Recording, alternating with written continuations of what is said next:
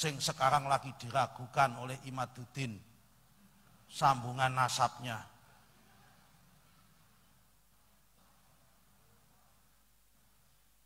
Bagaimana Mas?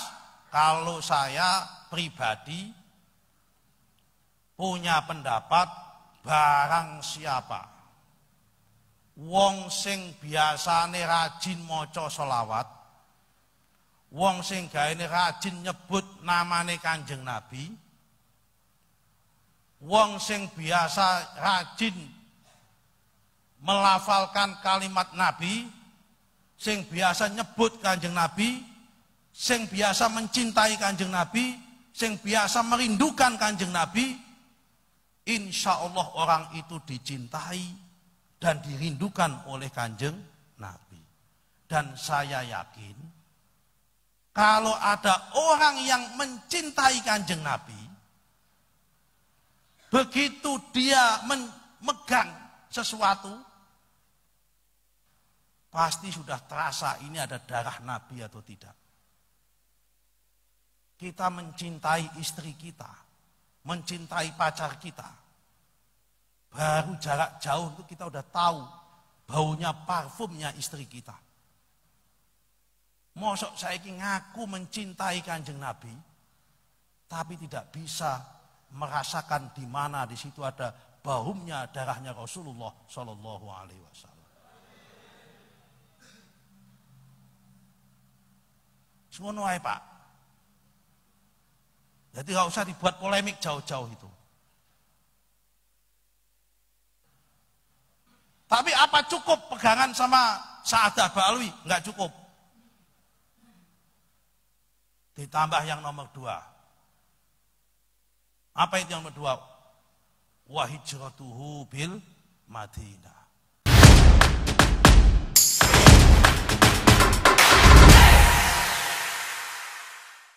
Nusron Wahid, murid utama dari Lutfi Malsu secara NU, pembelok secara NU, pemalsu makam. Tidak heran Nusron Wahid ini membela Balawi, karena sejak awal dialah yang membela Balawi, memberikan kucuran dana untuk membayar Rumel Abbas, untuk mencari dalil membela terputusnya nasab Balawi, dan sampai sekarang tidak bisa. Ratusan juta mungkin itu sudah digelontorkan, ternyata yang dibayar tidak bisa membela. Akhirnya untuk mencari data itu tidak bisa walau dengan ratusan juta. Ya, bagaimana caranya masih membela tuannya? Maka Nusron Wahid ini kemudian sekarang pakai jurus kedua, yaitu jurus nyium-nyium bau. Jadi begini, dia mau bikin sebuah pembeda nanti, at-tafriq baina man amana bi Ba'alawi wa man lam yu'min bi Ba'alawi annahu yashummu raihatan nabi fi badani. Jadi nanti dia akan bikin kepada pikiran alam bawah sadar masyarakat, orang-orang yang tidak mempercayai Balawi berarti tidak bisa mencium bau Rasulullah yang ada di Balawi. Coba Nusron Wahid cium itu bau darahnya Bahar Smith itu, coba bau Rasulullah bau apa itu.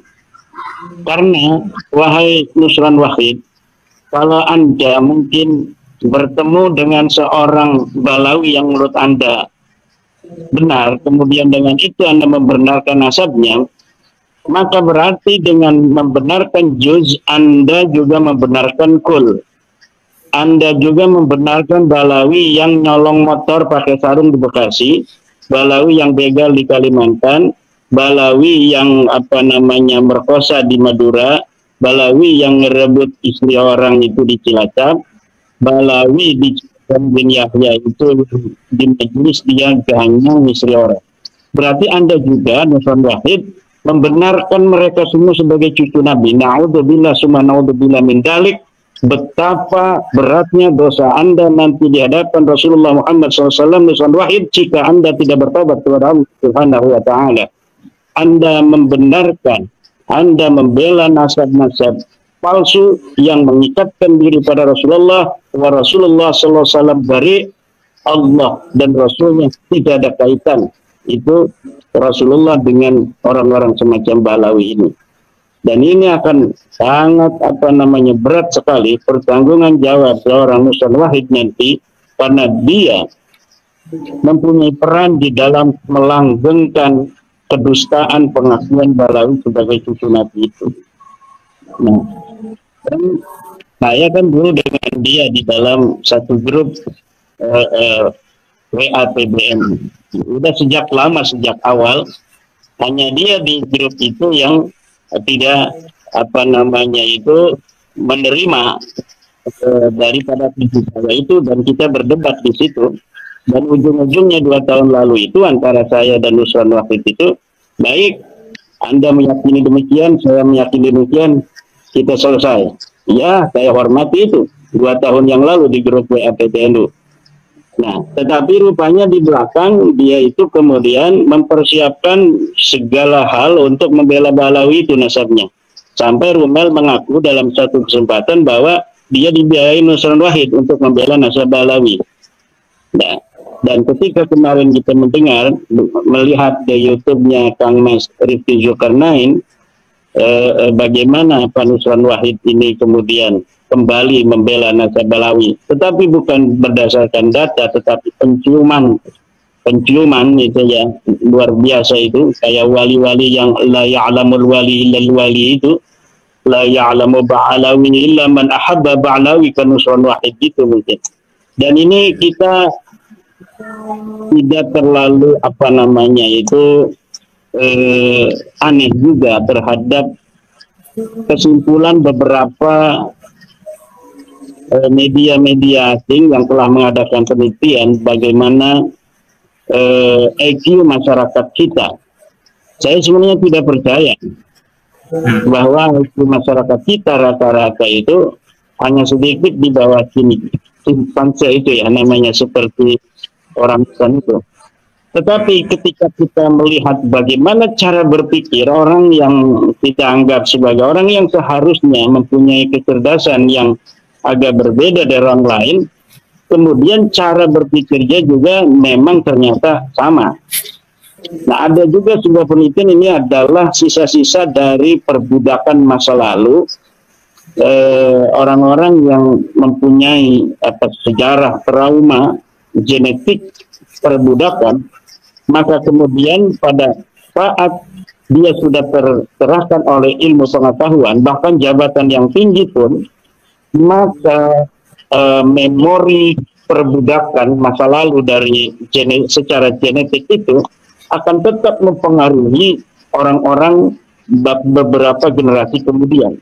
Dan saya tidak terlalu percaya itu, karena kita inna akramakum indallahi atqakum, tetapi ini perlu untuk kemudian kita teliti kembali, kita dalami, sehingga kita nanti bisa, Kang Mas Riki, untuk mencari bagaimana obatnya orang-orang yang mempunyai trauma genetik, ya, bukan trauma memori, karena mereka sejak lahir sudah merdeka, tetapi perbudakan masa lalu dari leluhur orang-orang tertentu itu kemudian menjadikan mental dia inferior untuk beberapa generasi.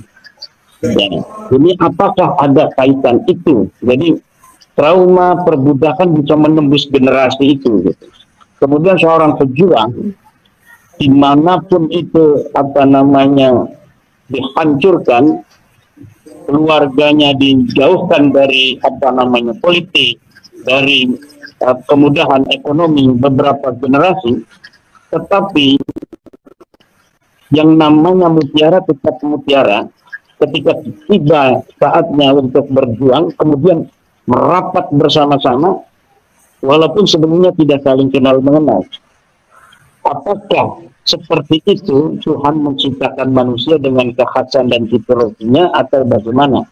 Nah, nanti kalau kita sudah mendapatkan sebuah jawaban, kita berdoa kepada Allah dan kita membuat sebuah formulasi bagaimana caranya memutus mata rantai memori genetik perbudakan itu, sehingga manusia-manusia masa depan, manusia-manusia merdeka yang memiliki kualitas diri yang kuat dan memandang masa depan dengan penuh percaya diri, dengan penuh tanggung jawab, dan menatap siapapun itu sebagai orang yang sama berpotensi seperti dirinya dalam hidup dalam kehidupan penuh kemuliaan atau kehinaan sesuai pilihannya dan sesuai izin dari dirinya sendiri di dalam batinnya. Nah, ini sesuatu yang berhubungan dengan psikologi dan filsafat, tetapi saya kira ini kita sebagai bangsa Indonesia tentu banyak para ahli yang akan bisa untuk memberikan formula jawaban daripada permasalahan. Bukan hanya kita bagaimana caranya kita membangun infrastruktur misalnya, tetapi juga bagaimana kita membangun jiwa, membangun mental dari bangsa kita agar dalam menghadapi persaingan global di masa yang akan datang mereka bisa untuk kemudian berdiri sejajar dengan bangsa lainnya di dunia.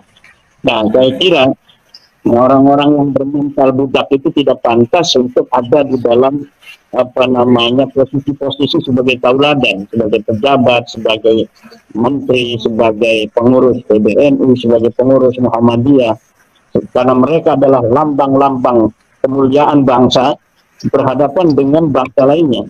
Coba kalau kita lihat beberapa video-video Yahya Al-Bahjah itu, Ustaz Yahya Al-Bahjah, bakal ada pertemuan para Khatib Balawi yang lagi duduk-duduk bertertawa-tertawa, dia datang nondo. Nah, itu merendahkan harkat martabat daripada bangsa kita, bangsa Indonesia di hadapan bangsa lain.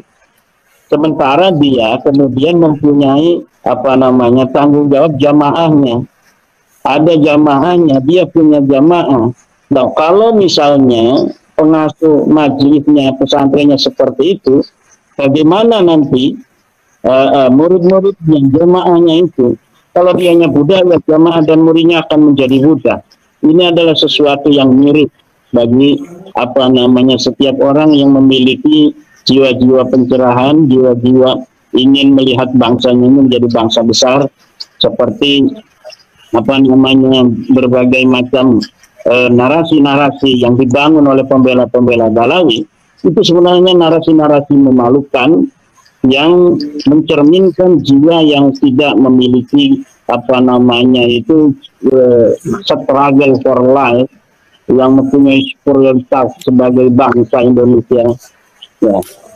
Dan bahkan Indonesia ini hanya untuk naik level dalam sepak bola itu harus naturalisasi orang-orang yang dinaturalisasi menjadi warga Indonesia untuk kemudian kita jadikan mereka seakan-akan atau seolah-olah sebagai bagian dari bangsa Indonesia sendiri, kemudian mewakili kita di dalam percaturan sepak bola dunia, dan kemudian dengan itu kita menjadi bangga kalau mereka menang. Bagi kita yang punya kecintaan dan kebanggaan terhadap bangsa dan negara kita dan sejarahnya, saya sudah bangga melihat orang-orang naturalisasi mewakili saya, mewakili bangsa Indonesia atas nama negara Indonesia. Kemudian mereka tanpa dididik di bumi Indonesia, sejak lahir tidak mengenyam daripada nasi Indonesia, padi Indonesia, tidak menghirup udara Indonesia, tapi kemudian kita anggap mereka sebagai bangsa Indonesia hanya karena kita ingin menjadi menang dalam sepak bola. Ini sebuah cara berpikir yang naif, cara berpikir yang instan dan tidak bertanggung jawab. Seharusnya bagaimana kita didik dia sejak bayi, orang dari bangsa Indonesia. Kalau misalnya harus memerlukan tinggi badan yang 190 misalnya, sekarang ada susu-susu yang dipersiapkan sejak bayi. Ini anak-anak ini kita kasih susu untuk tinggi badan.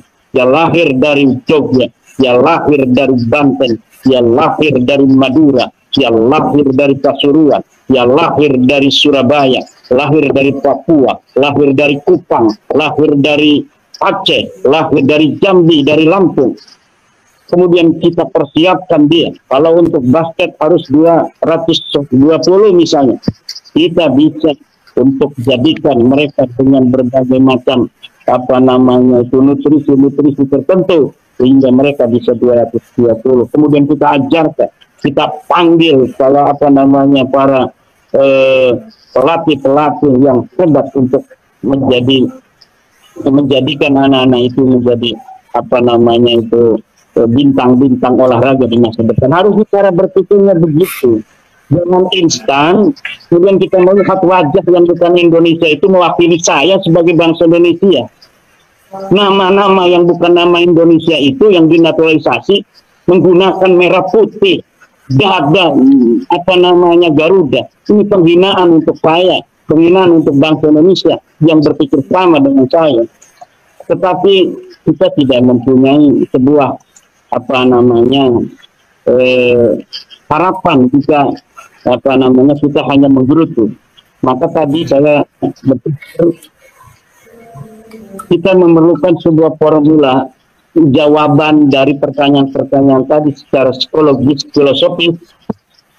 Apakah perbudakan itu bisa menembus generasi, walaupun orang itu terlahir bukan sebagai budak, tetapi karena masa lalunya ada perbudakan dan atau pengkhianat, maka kemudian mereka jadi budak walaupun dalam kemerdekaan, dan cenderung psikologi genetiknya menjadi pengkhianat. Tetap waspada, lihat kanan dan kiri makam-makam palsu yang dibelokkan dari nama-nama leluhur kita ke Yaman, ke Balawi, untuk segera dikoordinasikan dengan masyarakat, RT, polisian, Ramil, untuk segera bongkar. Karena pemalsuan makam nama dari leluhur kita yang kemudian dipalsukan menjadi Balawi akan menentukan masa depan sejarah anak-anak cucu kita di masa yang akan datang. Yang kedua, untuk seluruh para putra-putri Nusantara yang memiliki kepedulian terhadap Nusantara untuk hari ini dan di masa yang akan datang, dari para intelektualnya untuk menulis baik dalam tulisan-tulisan jurnal, menulis dalam artikel-artikel tentang batalnya naskah Balawi ini sebagai sebuah referensi di masa depan untuk anak dan cucu kita. Kemudian untuk yang memiliki skill dalam IT, untuk semuanya mempunyai kepedulian, bentuk YouTube baru, Instagram, di TikTok dan lain sebagainya, untuk senantiasa kita bersemangat di dalam memberikan pencerahan terhadap masyarakat bahwa Balawi ini mustahil sebagai keturunan baginda Nabi besar Muhammad SAW, dan pungpung Ramadan yang masih mempercayai dan membelanya untuk bertobat, mudah-mudahan diampuni oleh Allah Subhanahu wa Ta'ala.